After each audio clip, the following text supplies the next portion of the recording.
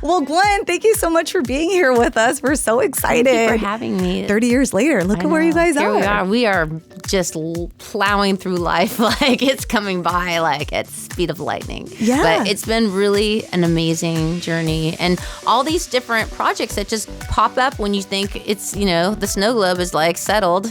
no more snow globe, shake it up. And here we are. Like, I did not know that I was having new Christmas music. Like, I wasn't planning on it. And then I just get this call out of nowhere that Amazon is like, hey, you want to write a song for this Michelle Pfeiffer Christmas Amazon movie? I was like, dang, like, you're asking me? Like, that sounded like, I don't know, it just sounded like you need to find someone a little more professional. Like, no. You've got the creds, Gwen. You've got the creds. My ego was like, who? Okay. Yeah. But then, of course, it was like the whole process of trying to, write this song, pressure, But I'm so happy with how the song turned out. It's such a fun song. It's so up-tempo, and can't wait for everyone to hear it and hopefully be part of everyone's holidays. I'd love, the Christmas album for me was like my bucket list, dream.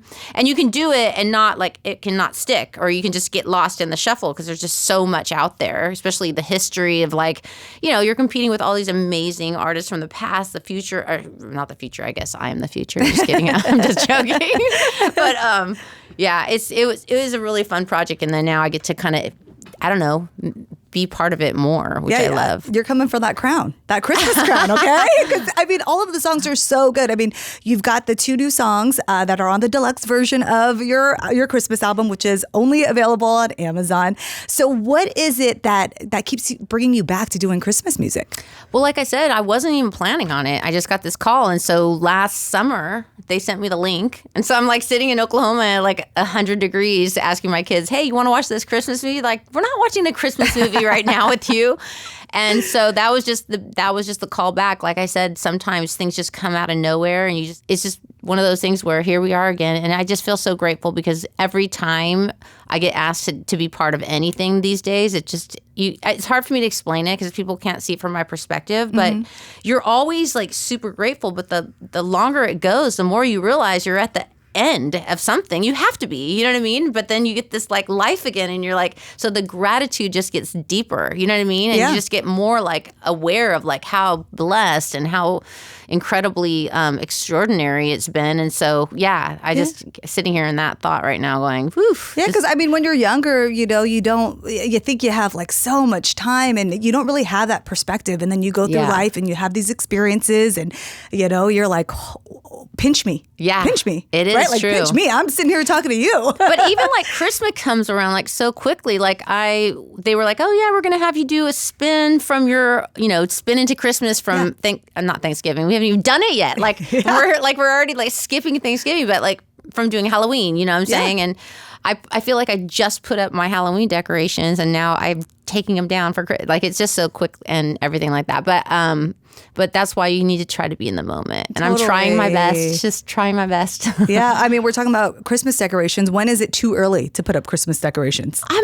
I kind of like, it depends. Like for us, we were talking about how I live in Oklahoma now half the time here. And depending on if we're there for the holidays or not. So like, I love to do like the fall stuff. Like sometimes Blake will go out and we'll like get stuff from nature and like do a fall design around the door. Like we're such nerds. Like it's so much fun. And we have like these little like, traditions now that we do. Well, we didn't get to do it this year because we were here.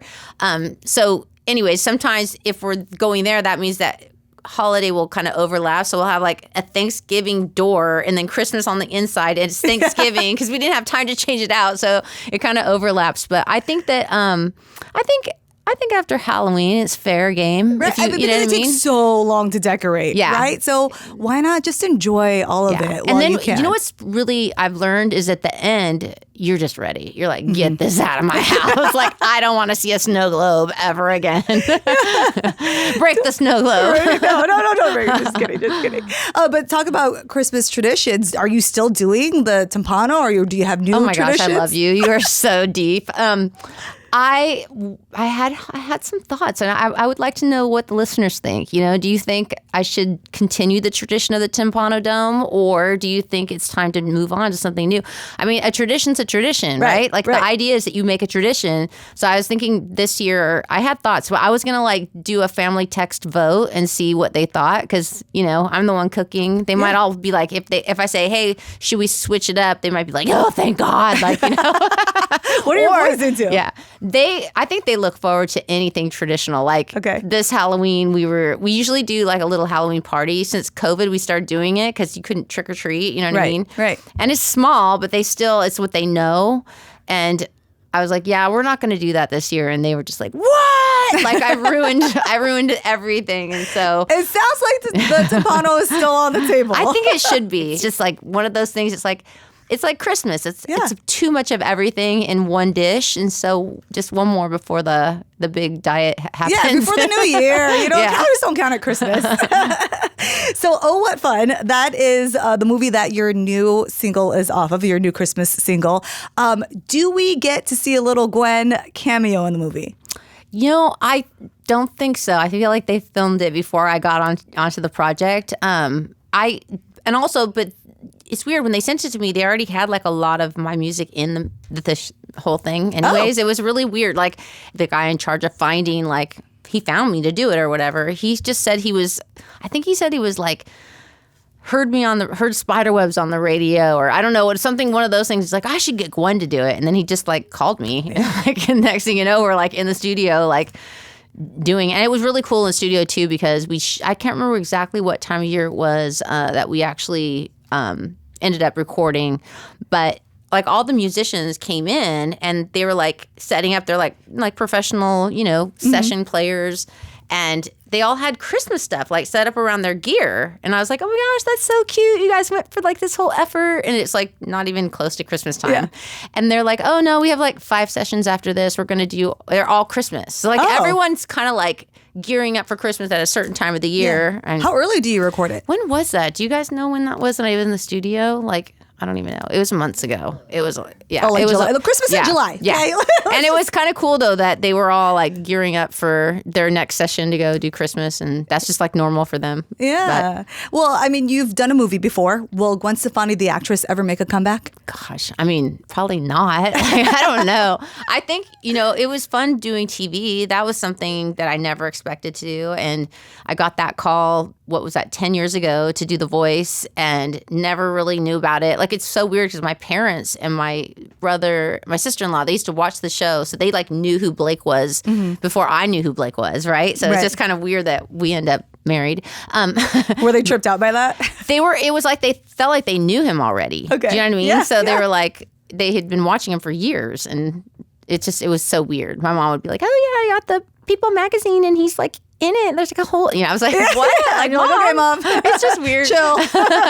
But I don't really, at this point in my life, like again, it's like my favorite is when just something shows up at the doorstep and you're like, okay, I guess I'll do that. Like, you know, I did a record last year, and that was super fun. And I did it really on like, it was more just super like an art project. Like some people might crochet like blankets or whatever, or like, you know, whatever that you do in your pastime. And I was like, I really want to make a record, but I just did it over a slow period. I didn't really put any like, I did it just to do it because I love doing it. Yeah. You know what I'm saying? Yeah. And there was something kind of refreshing about that with doing it that way. And I kind of got the itch to do that because every time I go in the studio and write something new, especially if it turns out like so good, like I feel like Snow the Globe is so catchy, and like anyone that hears is singing it along, you know what I mean? Catchy. So it's like it gives you that itch again. You're like, because it never gets old, like pleasing people, like giving them that music, and you know, it's hard to not want to keep doing it, you know? Yeah, I mean, your music career, I mean, you have a bunch of other stuff too, but like, let's just talk specifically about your music, because you've had so many hits, solo stuff with No Doubt stuff. Do you feel like there is a song that didn't get its flowers that it deserves, that should have been bigger? Wow, there's so many of them for me, because what's different from my perspective is they're all my children. You know what I mean? Like, I can understand why certain ones did it. And like when you're making them, you kind of go, whoa, that one has something that other one doesn't. Or but you never know. You just never know. But you fall in love with each one because they're part of, like, for me, they're my life. Like, they're me expressing that moment in my life. And they're, like, I feel like, especially, like, even, like, my last record, like, I would love that everyone would listen to, like love it how I loved it. You know what I mean? But it's like, you don't get that choice. You just put it out there, and then people get to decide what they want and what they get to listen to. And also, like, Return to Saturn, for example, that record was... You have to imagine doing Tragic Kingdom after 9 years of being in No Doubt, never thinking anyone's going to hear it, never even writing music, and then all of a sudden writing this whole album, like, don't even know how to write a song, and I write this whole record about the breakup. It sells 50 million copies, like, instantly, and then I come home from this 2.5-year tour where I had still lived with my parents. Like, I was still in Orange County. Like, yeah, because I was going to college and I just was living there, and the band was in the band house like 5 minutes, so it made sense. That, and I was, working, what was I working at the Broadway, doing makeup at one point, and then at a certain point we were getting enough gigs that I guess I didn't have a job, or I was going, I don't even remember. Like, I just remember I was taking art classes, and we did this concert at school at Cal State Fullerton, and, like, so many people showed up. They're like, you guys are never playing here again. Like, the grass was torn apart. Like, people were asking me for autographs in class. Like, it was so overnight in this weird way. It was so weird. And then I wanted to paint the cover of the Tragic Kingdom because I was taking this, like, 6-hour painting class. I was, like, getting so into my art. Like, I wasn't even that good, but, like, I just thought I was getting good. I didn't know what I was going to do with my life. Right. I thought I would do something in art. And then they were like, you're leaving on tour. Like, we did the Just a Girl video, we shot it, and we went to the airport. And I never came home for, like, 2.5 years. Like, all of my art was still at Cal State Fullerton. My car had, like, I was so ADHD, and, like, the way I kept my car, I had this Honda Prelude, and I just left it. Like, all of my books, like my backpack, all the art in the back, and then my sister-in-law crashed my car, and, like, everything was out in the streets. Oh, no. Like, all of my art, like... So, yeah, it happened kind of overnight when it happened, and you just never know what's going to happen next. It's just bizarre, But I love, certain songs for what they've done, not just for me, but for people. Like a song like Don't Speak that, is just a pure song that didn't even make sense, like, to No Doubt, really, because it was so different from everything we were doing. This ballady, it was rewritten, like, from a different song, like it. And it just has so much, I guess, truth in it that it just transcends languages and, going around the world. And still, now it's still like, love it. I think that's crazy. I think it's one of those songs that no matter where you hear, it takes you back to a certain moment in your life, and you stay in that moment, And when you perform that now, how does that feel?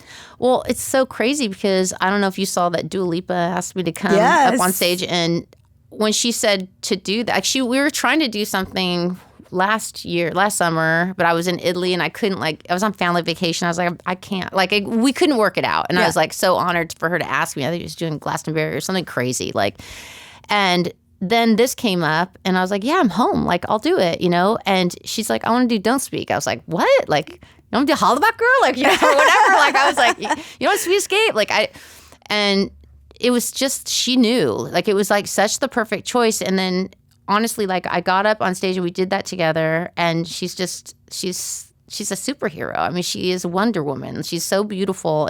You're disgustingly beautiful. Like, because it's not just the outside, and it's like, she's just so smart and cool and beautiful on the inside. And it was crazy because at that point, when I said yes, I didn't know we were doing the Sphere, right? Right. So it was like we were announcing the Sphere then, like, 3 days later. And we had, at that time when I said I was going to do that, had no idea I was doing Don't Speak, at the Forums. Like, it was like this really, when everything kind of aligns and it's like, wow, like, this is supposed to be happening, obviously, because there's no way you could have planned that. You know what I mean? Right. I mean, that's so cool. Isn't that that's awesome? What a great story. Running, by the way, I think is one of my favorite songs. I love that song and so much. You headlined a music festival in San Diego, and I was out there and I was having the best time. I was telling my girlfriend, I was like, oh my God, I love this song, to every single song you were doing. And somebody had a sign up that said, can you please do Running?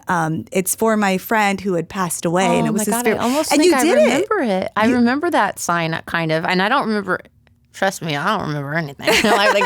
But I do kind of remember that. And, like, that song I remember because, every time you try to write a song, it's like for me, like I'm desperate. Like I just want it so bad. And I really feel like it's like this channel that I have because it's a gift. Like I didn't know I could do it. And all of a sudden I'm doing it. Like I'm flying like I didn't know I could fly. Like, you know what I mean? Yeah. But you're like, is it going to last? Like, am I going to just drop down and crash? Like, because you just don't, I don't have control over it. Like, it really. Yeah. And that was such a really cool time of songwriting because we were so free. Like, the band had gone through Return to Saturn, which was like us trying so hard because we had just come off tour and we were just like finding that, like, who are we, you know? Like, and especially like me as a songwriter, like, I was like, how do I do this? Like, I don't know how I did it before. You know what I mean? Yeah. I got to get better. I got to get good at this. And then on Running, everybody was like, just this free spirit. We were going to clubs. Like we didn't have kids. Like we were just, it was like, we were like listening to dance hall and like partying. And it was like anything goes. And it was just such a cool spirit in the life of No Doubt. And I remember sitting with Tony. He had this little Casio piano that from his childhood, like, and he just goes, do, do, do, do, do, do, do. Yeah. No way. And that's how we wrote that song. It's like, I got chills thinking about it. I love you, Tony. Being able to do music is such a blessing. Like, it's such an outlet. It's so therapeutic. So I know that I'm talking to whoever I'm talking to right now, that if you just play guitar and you just sit there and you come home from work and you play guitar, what a release that is. It doesn't matter that anyone hears it. Do you know what I'm saying? And that's like how doing most of the songs are. It's like at the end of the day, it's not about sharing it. It's about being able to be part of music. And when the fact that I got to share it and continue to get to do it I can't even tell you how incredible it is. It is such an amazing rush and addiction. And like, well, that's why you added 6 more shows to the Sphere. Yeah, I guess so. Yeah. I mean, the Sphere has been something that we were like flirting with for a while. And then it just came out of nowhere again. It was one of those like, there's a space open. You guys wanted to, like, we didn't have time to fight about it, think about it, talk about it. Yeah. We were just like, you're in or you're out. Yes. And we were like, damn, we better be in because time. It's all about time, right? Right. So, the Backstreet Boys, they have their Sphere residency. They told everybody to wear white. What is No Doubt's fans like? What's the assignment? What do you think? I mean, I would go like classic Gwen white tank with some jeans, cute combat boots, cute belt, right? Red lip, classic. That I didn't even. Red lip has got to be mandatory, right? Got to be. I'm going to say, like, you're not getting in if you don't wear a red lip. And then I was thinking black and white. Is that too much of a bite off the Backstreet Boys? No. Let's go checkered, right? Like, what about checkered? Checkered's cool, too. Yeah. Yeah, checkered black and white? Yeah, I love that. Yeah. That's maybe like some old Vans? school. That's old school. Yeah. It's so funny because I saw the Backstreet Boys. Blake was doing this. I loved saying this because I love bragging for him. He was doing a party for his 30th #1 radio hit. Wow. Do you know anyone that has that many? I don't. Yeah. Except for him. So we were doing this party and the Backstreet Boys showed up to it. And they were just in the middle of like putting their show together. So they were about to do the Sphere. And they were so excited about it. They were talking about like all the stuff that they had to do, and they just looked so happy. And meanwhile, like who knew that like it would come out, it would blow out. It was so successful. I think they're doing more shows, and then now we're copying them. So have you gotten any advice from them about that? I haven't got to talk to them since. Like I just saw them that night, and I'm sure that they're like, oh shoot, we just saw Gwen and now they're doing it. Like, and the fact that I had heard so much about it afterward, because before I was thinking the first time when I did Vegas, when I did the Just a Girl residency at Planet Hollywood, it's literally the opposite kind of show. Like that show is like a theater, tiny, like small, like very interactive, like just Vegas-y. I don't know how to describe it. It was amazing. I did 60 shows there. It was like a lot. Yeah. But the reason I went out to go to Vegas to go see the Backstreet Boys, like to see, like, because I was like, oh, let's see what they're doing. And it was like, it was so cool. They were playing at a theater and it was like, everybody was so nostalgic and crying. And like, they had on their, like, I'm getting married tomorrow banner. And like, it was just like, I want to get some of that. Like, that looks fun. And so this is kind of the futuristic version of that. Like, have you ever gone to, because you're from San Diego, have you ever been on, is it California Adventure, is it called, where there's a screen and then you're like in the seats and you go through Soaring over California. Yeah. At Disneyland. And that was like kind of like the first version of what the Sphere, you know what I mean? Yeah. Like it's like this interactive, you feel the wind, you smell like. So I think it's going to be just such a cool way to feel nostalgic, like you said, like going back in time and reliving, like, I don't know, all of us, like those songs were our life, like, you know, together, whoever listened to them, it's like it was the backdrop of our lives. And that's what I hope that people feel, that nostalgia, and get to relive that feeling again. That's what we're going to try to do. No doubt. Spirit Tickets, the 6 new shows that were just announced, are on sale now. Your Christmas single, Shake the Snow Globe, is out now, along with Hot Cocoa, on your deluxe version of your Christmas album, which is exclusively on Amazon. So everybody has to stream that. We got to get Gwen to knock off Mariah. You're going to get me in so much trouble. I'm just kidding. Maybe I love you guys you, can do like a Christmas butterflies. duet. Yeah. Thank you, Gwen, so much for being here. Thank you. You're awesome. So are you. I love you guys. Bye.